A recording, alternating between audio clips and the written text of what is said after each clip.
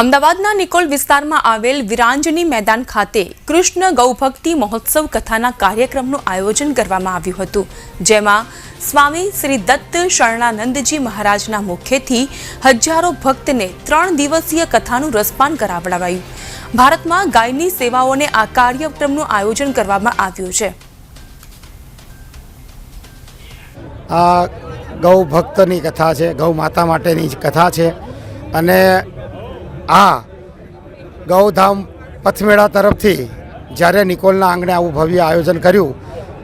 એ ટાઈમે જ્યારે આયોજન કર્યું હશે ત્યારે અમને પણ ખબર ન હતી, પણ છેલ્લા 5 દિવસમાં જ્યારે અમારા નિકોલવાસીઓના નજરમાં આવ્યું કે વિશ્વની સૌથી ગૌશાળા જે પથમેળા સ્વામીશ્રી ચલાવે છે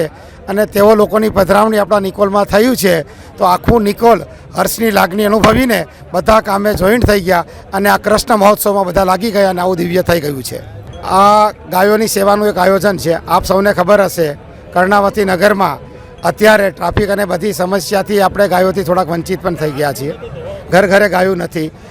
એ ટાઈમમાં આવા સંજોગોમાં બધા ગાય પ્રેમીઓ લોકોને પણ થોડીક દિલની અંદર થોડી ખળબળ હતી, તે ભગવાન કૃષ્ણએ સાંભળીને પથમેળાથી ગૌધામવાળાએ આપણને સેવાનો સુંદર લાભો ઘર લગી પહોંચે એની માટે આવ્યા છે। આ પથમેળા જે ગૌશાળા છે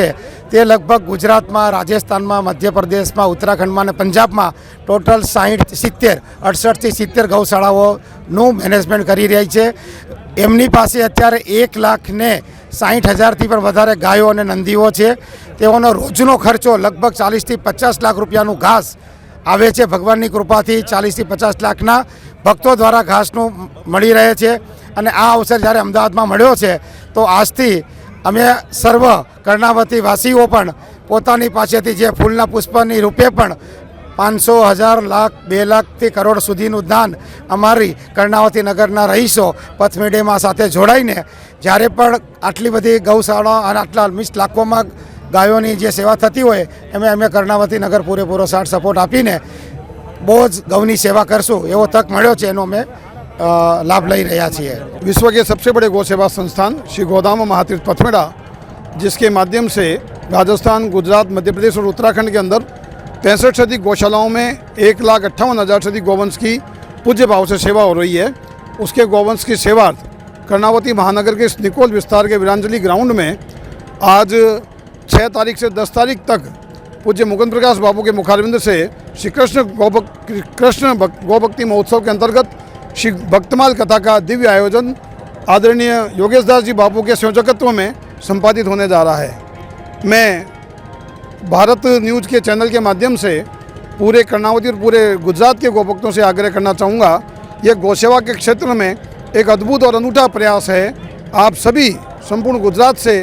आमंत्रित हैं वीरांजलि ग्राउंड में आकर के सायंकालीन 8 बजे से 11 बजे तक इस कथा का श्रवण करें और अपने जीवन में गौ सेवा को स्थान प्रदान करें। श्री गौभक्ति सेवा द्वारा आज भक्तमाल कथा एटले के गौ कथा वर्षों पछी आ एक निकोल एटले के जे भक्तजनों की भूमि कहवाय छे, ए भूमि पर आज असंख्य कार्यक्रम थया है, पण गौ भक्तिनो कार्यक्रम जोवा जईए तो घणा समय पछी एक आ प्रथम थई रह्यो छे, जेमां आज पोथी यात्रा में ज बताड़ी आपे छे कि आ निकोल विस्तार एटले के समग्र अमदावाद एमां खास करीने निकोल विस्तारना गौभक्त सेवाओ भक्तजनों खूब मोटी संख्या में उपस्थित रह्या अने आजे आ पोथी यात्रा वाते गाते आ जे जग्याए अहींया